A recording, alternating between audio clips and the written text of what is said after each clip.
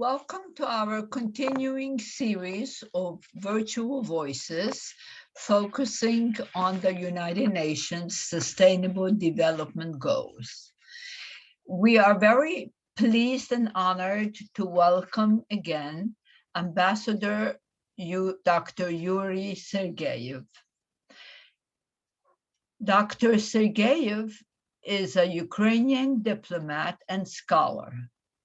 From 1992 until 2016, he occupied senior positions at the Ukraine's Ministry for Foreign Affairs as director of different departments. First, deputy minister, then secretary of state, and also served as Ukraine's ambassador to Greece, Albania, France, Bahamas, UNESCO, and was the permanent representative of Ukraine at the United Nations. As an academician, he has his PhD from the Institute of Linguistics of the National Academy of Science of Ukraine. He also taught at the Kyiv State University, Polytechnic and Agricultural Institute in Mali, and Yale University.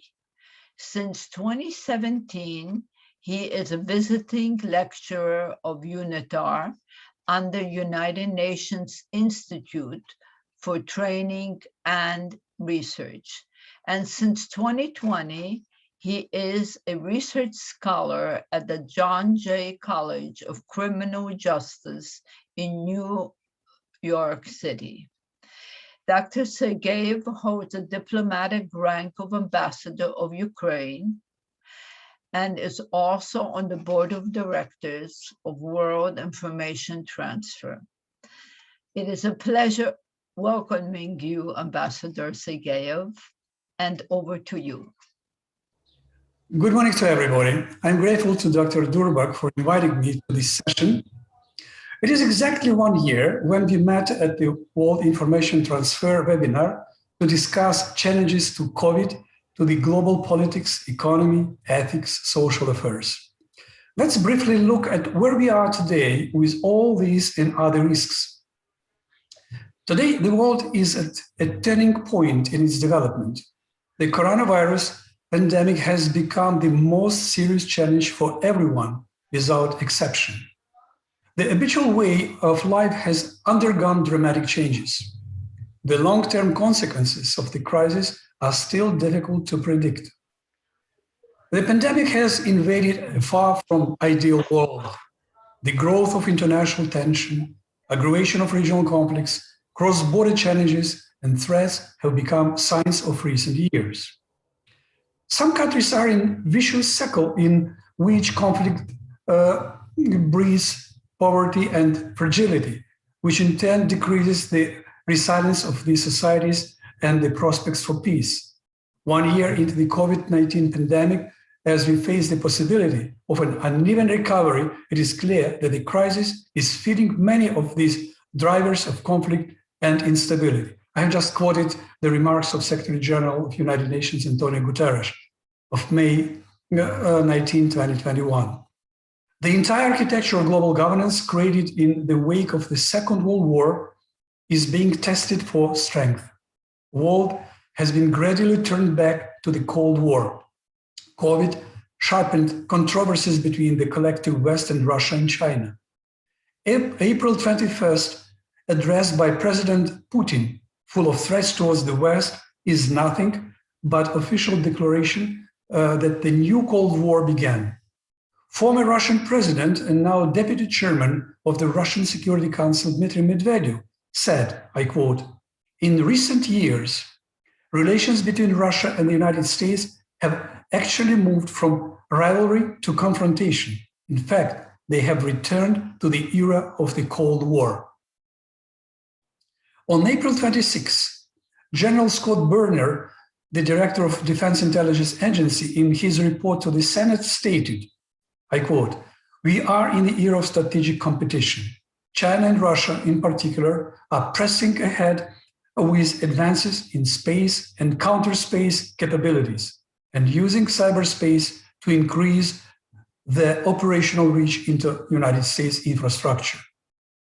They are also using the COVID-19 environment to conduct information warfare, to undermine Western governments, attack coalitions, and compel economic and political outcomes in their favor. End of quote. John Barry also underlined that China poses a major security challenge and remains a long-term strategic competitor to the United States. Moscow views the United States and NATO as the principal threat to Russian security, its geopolitical ambitions, and the preservation of the ruling regime. The main threat to Britain is Russia, said in an interview on May 23rd with The Telegraph, British Defense Secretary Ben Wallace. There are evidences that vaccines will shape the new geopolitical order. The pandemic has vastly exacerbated the global north-south divide, with wealthy Western states moving steadily toward herd immunity, while the majority of Africa, Asia, and Latin America wait for vaccines to trickle down. Only a small number of countries produce their own coronavirus vaccines, but the rest of the world depends on them for their immunizations. This raises the specter of new geopolitical arrangements. Already, there are strong indications that vaccine have-nots are vulnerable to diplomatic coercion and enticement. I'm referring to a nice observation by Simon Frankel-Pratt and Jenny Levin on that issue. While the United States, Canada, and Europe are still focusing on their own domestic vaccination drives, other vaccine producers are willing to exploit global demand and use their own supplies as a diplomatic instrument. China and Russia have both actively engaged in vaccine diplomacy, linking vaccine exports to policy concessions and favorable geopolitical reconfigurations. China has declared that the Sinovac and Sinopharm vaccines are a global public good and has begun supplying them to nearly 100 countries, in many cases at no cost. Still, we are living with unclear origin of COVID-19. General Barry, whom I quoted earlier, from the Defense Intelligence Agency, in his report to Senate stated, I quote, "The true origin of SARS-CoV-2, the virus causing COVID-19 that emerged in China, remains unclear. Defense Intelligence Agency continues to examine new information to determine whether the initial outbreak occurred naturally through the contact with infected animals or was the result of a laboratory accident." He also said that China probably has the technical expertise to weaponize chemical and biological agents and numerous conventional weapons systems that could be adapted to deliver these agents. China has consistently claimed that it has never reached, produced, or possessed biological weapons. However, China has engaged in potential dual-use biological activities and maintains sufficient biotechnology infrastructure to produce some biological agents or toxins on a large scale, General Barry said. The kind of this suspicion raises a logical question. Could Convention on the Prohibition of Development, Production, and Stockpiling of Bacteriological and Toxin Weapons be used to bring perpetrators to justice? If it is proved that COVID is a man-made attack virus? In expert community, the answer is negative, because Convention doesn't contain instruments of verification and punishment. Instead, expert community raises a proposal to draft Convention on the prevention and punishment of the crime of developing, producing, acquiring, stockpiling, retaining, transferring, or using biological weapons. Misinformation about COVID and vaccination is becoming a tool in global political competition. At the last year webinar, I stated that the pandemic has launched a new battleground in long-running wars of information between global actors.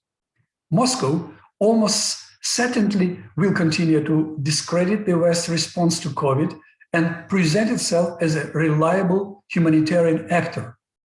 Russia has extensively promoted Sputnik vaccine, soliciting the interest of at least 50 countries.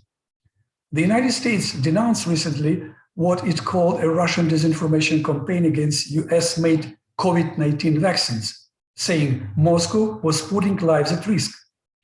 The Global Engagement Center, an arm of the State Department, whose activities include monitoring foreign propaganda, said that Russian intelligence was behind 4 online platforms involved in a campaign.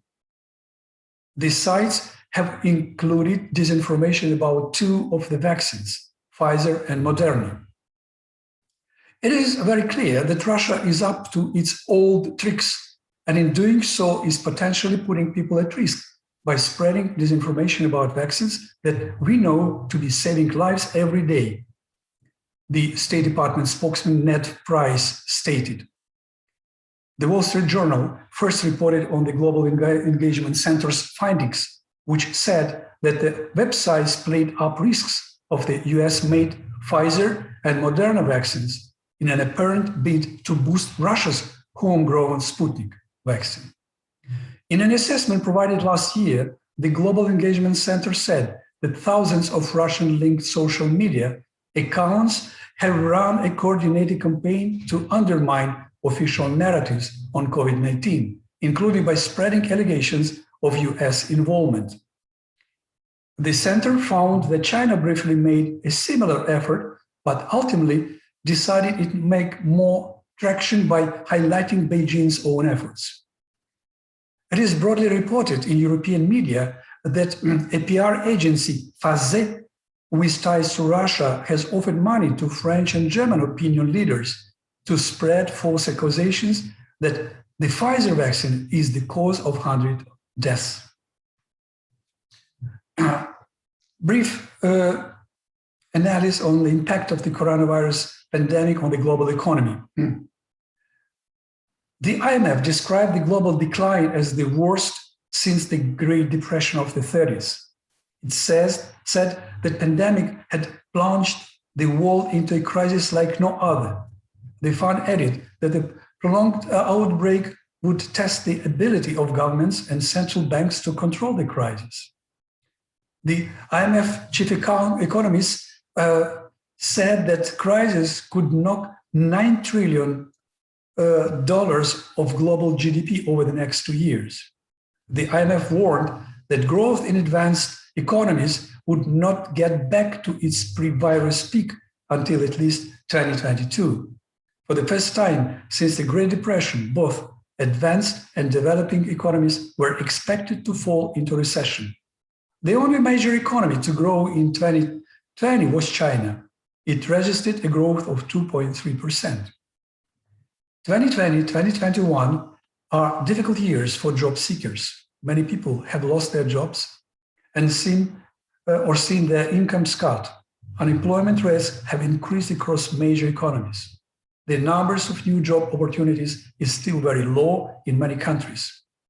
The travel industry has been badly damaged, with airlines cutting flights and customers canceling business trips and holidays. New variants of the virus discovered only in recent months have forced many countries to introduce tighter travel restrictions. Data from flight tracking service Flight Radar 24 shows that the number of flights globally took a huge hit in 2020, and it is still a long way from recovery. The hospitality sector has been hit hard, with millions of jobs and many companies bankrupt. Data from Transparent, an industry-leading intelligence company that covers over 35 million hotel and rental listings worldwide, has registered a fall in reservations in all the top travel destinations in 2020. Billions of dollars have been lost in 2020. And although the forecast for 2021 is better, many analysts believe that international travel and tourism won't return to the normal pre-pandemic levels until around 2025. Few remarks about ethical dilemmas due to the COVID-19 pandemic. And with such a large crisis comes even larger, albeit difficult questions to answer. Questions that tug at the ethical dilemmas the crisis has brought to the forefront. For the healthcare workers caring for sick coronavirus patients, the problem is, how do we allocate scarce resources? In many countries, frontline medical staffs have faced a dilemma throughout the COVID-19 crisis. Which patients should be treated first when resources are stretched to the limit? Should we save as many patients as possible or save patients with the most urgent need? The devastating pandemic that has stricken the worldwide population induced an unprecedented influx of patients in intensive care units, raising ethical concerns not only surrounding triage and withdrawal of life support decisions, but also regarding family visits and quality of end-of-life support. In their daily practice, intensivists are used to facing to ethical concerns related to admission or non-admission to intensive care unit, to withholding or withdrawing life support, and to communication with families. The devastating pandemic that has stricken the worldwide population induced the unprecedented influx of severe ARDS, acute respiratory distress syndrome, patients dramatically exceeding intensive care units capacities in several areas of many countries. Vaccine inequity triggers huge disconnect between countries.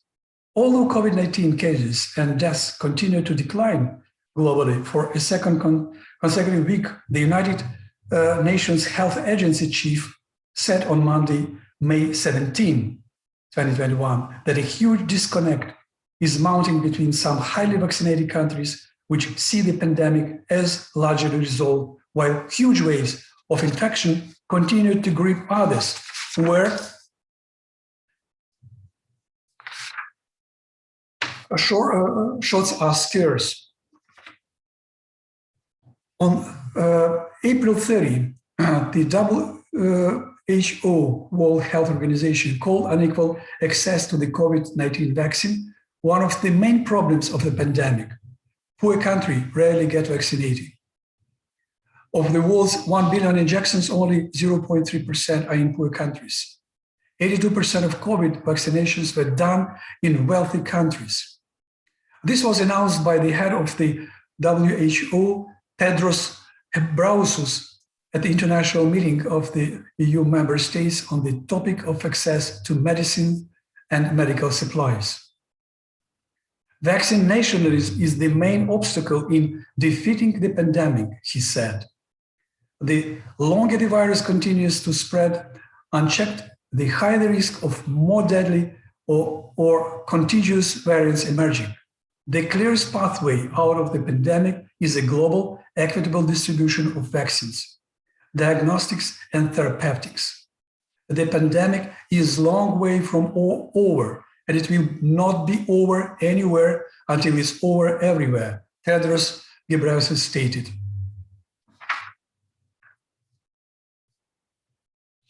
COVID-19 and human rights. COVID-19 is a test of societies, of governments, of communities, and of individuals. It is a time for solidarity and cooperation to tackle the virus and to mitigate the effects, often unintended, of measures designed to halt the spread of COVID-19. Respect for human rights across the spectrum, including economic, social, cultural, and civil and political rights, will be fundamental to the success of the public health responses and recovery from the pandemic, stated the United Nations Office for the Coordination of Humanitarian Affairs. Now I'm going to refer to the High Commissioner for Human Rights, Madam Bachelet. Much of the negative impact of the COVID-19 pandemic has been exacerbated by a failure to address previously existing structural causes of inequality, social exclusion, and deprivation, and the inability of many countries, rich and poor alike, to meet the basic needs of a sizable proportion of their populations. The current multifaceted crisis has unmasked the strong linkages that have existed between race, ethnicity, and socioeconomic status and health outcomes, and which persist to this day. Emergency measures taken by countries around the world in an attempt to check the spread of the virus, sometimes involving restrictions on the free movement of persons, goods, and services, have had serious consequences for human rights, at times disproportionate to services have had serious consequences to any of the public health gains made. Loss of life and livelihood, disruption of education and health services, and increased violence, particularly violence against women and children, have undermined the human rights and dignity of millions of people around the world. I recommend a book by Morten Kairum and Martha Davis on this issue entitled COVID-19 and Human Rights. International crime in time of pandemic. Interpol on its official site declares, as the COVID-19 virus spreads around the globe, international criminals are looking for ways to exploit the fear and uncertainty surrounding the virus to generate profits. Key crimes types to look out for during this period include counterfeit medical products, fraud, and cybercrime. With criminal groups producing, distributing, and selling fake vaccines, the risks to the public are clear. This can include buying a product which not only does not protect against COVID-19, but poses a serious health hazard if ingested or injected. Such products are not tested, regulated, or safety checked. From the very beginning of the pandemic, criminals have preyed on people's fears in order to make fast cash. Fake vaccines are the latest in these scams, which is why Interpol is warning the public to be extra vigilant. Interpol Secretary General Jürgen Stock stated recently, with criminal groups producing, distributing, and selling fake vaccines, the risks to the public are clear. This can include buying a product which not only does not protect against COVID-19, but poses a serious health hazard if injected. Such products are not tested. They are strictly administered and distributed by national healthcare regulations. Legitimate vaccines are not for sale.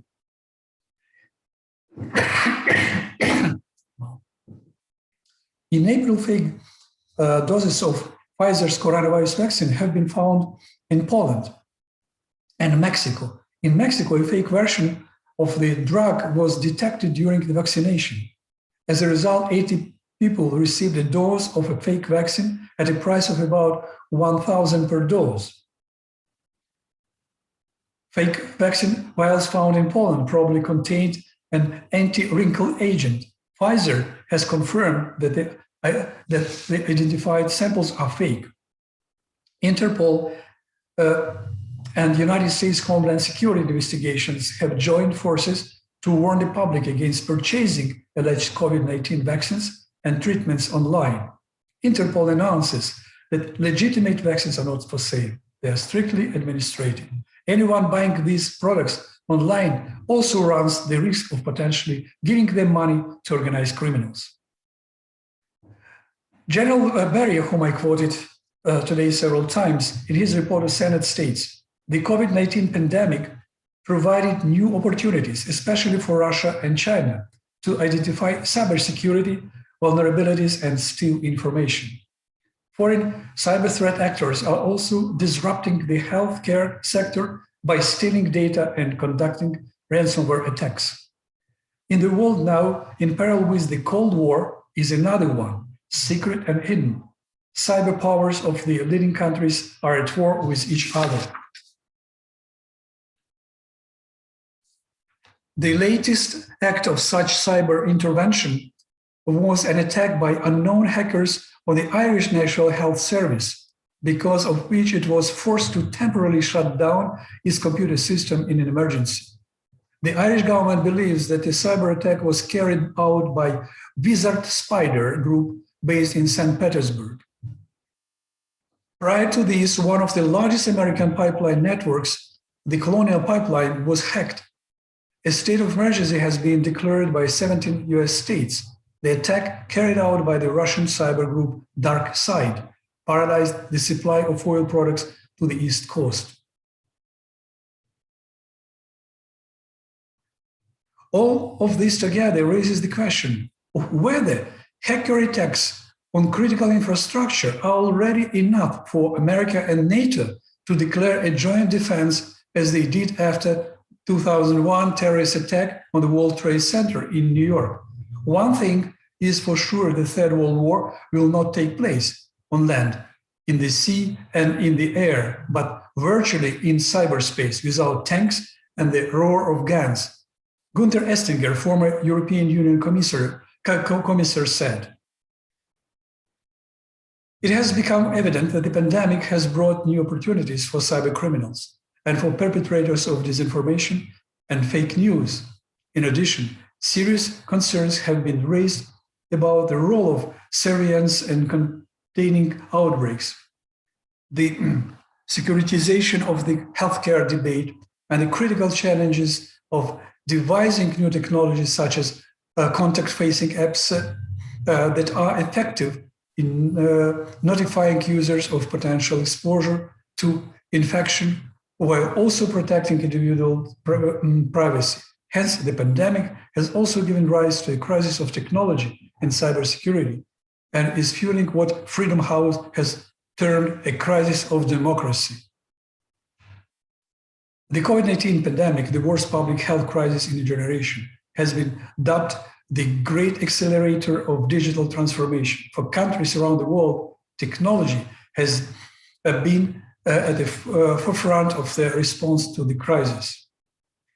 Alison Peters, a renowned expert on cyber crimes, examines the impact of COVID-19 has had on the cybercrime landscape, exploring the potential for cooperation against cybercrime at national and international levels, and considering whether the awareness that the pandemic has arguably created as to the magnitude of the problem of cybercrime will act as a wake-up call leading to sustainable policy changes for the long term.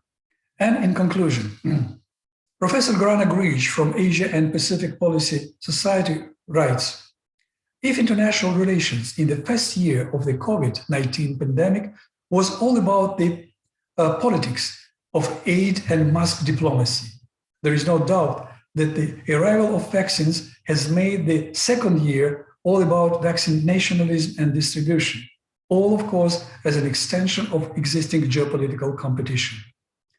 COVID-19 is a test for global community.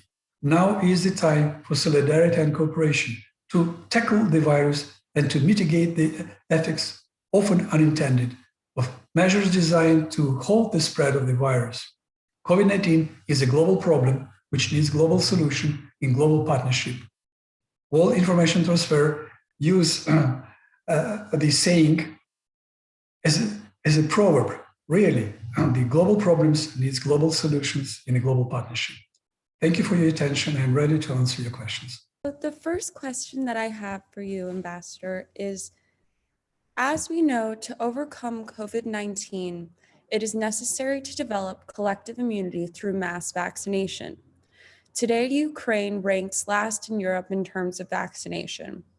In your opinion, what does our government do wrong if the population does not trust the vaccine? And how can we achieve faster vaccination rates? Not only Ukraine found itself in a situation where the government, due to its mistakes and external factors, was not ready until the last to ensure the vaccination of the maximum number of its citizens. External factors include the so-called vaccine nationalism of some vaccine-producing countries, including the use of vaccine exports for global political interests. There are also two dimensions to vaccine credibility. First, open competition has become apparent, which is growing into confrontation between individual vaccine-producing countries. misinformation and propaganda about certain types of vaccines has become widespread. In Ukraine, through many pro-Russian channels, false information about the vaccine produced by Pfizer has been and continues to spread, which I mentioned in my presentation. Second, governments and experts could be more proactive in informing the public about vaccines, as well as the other side of mistrust, the need for vaccination. In Ukraine, for example, after a number of cases of unsuccessful vaccinations in the past against other infectious diseases, a large number of citizens got various kinds of phobias. Dispelling such phobias can only be high-level experts in whom a certain trust has developed. Well, there is an optimistic vision that the situation in Ukraine has been improving in recent weeks thanks to the increased supplies of vaccines and the explanatory work of leading medical doctors in collaboration with public organizations. Second question is, what globalization will be like post-coronavirus, and what is the future, or will globalization still be what we think it is? The coronavirus pandemic has affected all continents and has become a global phenomenon. The globalization of recent decades has been characterized by the mobility of people and goods and the growing dynamics of transport links. Of course, this can be attributed to the positive side of globalization. At the same time, due to weakness of global control over the pandemic situation in different regions of the world, for which the World Health Organization is rightly criticized, a dangerous virus can, in a matter of hours, cross the oceans and continents, consciously or unconsciously by its carriers. Well, it is obvious that COVID, like no other global phenomenon, has unequivocally put an end to the dispute between globalists and anti-globalists. Namely, problems of this kind cannot be solved alone by one country. A global partnership of all members of international community, without exception, is necessary. Moreover, if the artificial nature of the virus is confirmed, then undoubtedly the United Nations will need to revise the entire mechanism to prevent the production, storage, and use of combat viruses, as well as punishment for this international crime. Thus, briefly answering your question, I will state that further globalization is an irreversible process. Isolationism and protectionism in the first months of the pandemic of individual countries became dangerous for the entire world community. I have a question for you, Ambassador. It has come to my attention that the people in Ukraine are frightened of taking vaccines because of the information that has recently been postulated that there's a danger to the human genome. I wanted to point out that a couple of weeks ago, we have had Dr. William Hardy, the founder and president of the National Veterinary Laboratory in the United States, who has been working with zoonotic diseases for 51 years. And he says that our COVID-19 vaccines are very effective. 2 of the 3 vaccines are messenger RNA.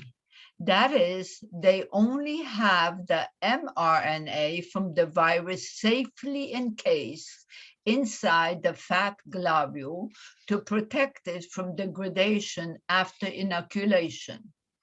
Once inside the inoculated person's cells, the mRNA instructs the production of the viral proteins on the person's cell surface. There is no virus inoculated in the vaccine. Once introduced into the person, the mRNA cannot go backwards and change the person's DNA genes. Unfortunately, he says, some misinformation has been spread that indicates the vaccine can alter the person's genes. This is absolutely not true. Also, there is no microchip in the vaccines that can trace people around the world. My question to you is, what is the best way of informing the people of Ukraine what I have just asked you, and can you advise on how it can be done? Thank you. The problem that you are raising is largely generated by opponents of the use of vaccines from the American manufacturers, Pfizer and Moderna. Russian propaganda in Ukraine actively informs that it is these vaccines that negatively affect the human genetic system. At the same time, it is approved on an absolutely safe formula of vaccines of Russian and Chinese origin. It is possible to dispute this kind of information presented by Russian and Chinese doctors only through highly qualified comments of famous scientists like Dr. Hardy, whom you mentioned in your question. This is the only way to overcome the phobia associated with the danger to the DNA of these vaccines, which will contribute to a more active vaccination process. The person would like to know, how has COVID impacted your life and changed your life? And does humanity sometimes need these type of situations? Unfortunately, COVID has not bypassed me and my family. It not only took away part of our health, but also for a long time took away something very valuable for us, the ability to communicate live and not on the internet with our friends, partners, move freely around the world, go to theaters, even in stores. The internet has become a new organ in our body, changing to some extent both our consciousness and our behavior. We live in hope and believe that the situation will improve, but the pandemic will leave a deep mark on our nature. I do have another question for you, which is referring to both this discussion and the discussion that you had with us last time on your last webinar. And that is, with China becoming more prominent and taking over more developing countries' aid, what do you think needs to be done to counter so that that balance is not thrown off? I drew attention in my presentation to the fact that, unfortunately, the pandemic only intensified the confrontation between the United West on the one hand and Russia and China on the other. Russian leaders have stated that the world is returning to the old new Cold War. As for me, it never ended. Now, should the West build its relations with these two, how the West should build its relations with these two opponents?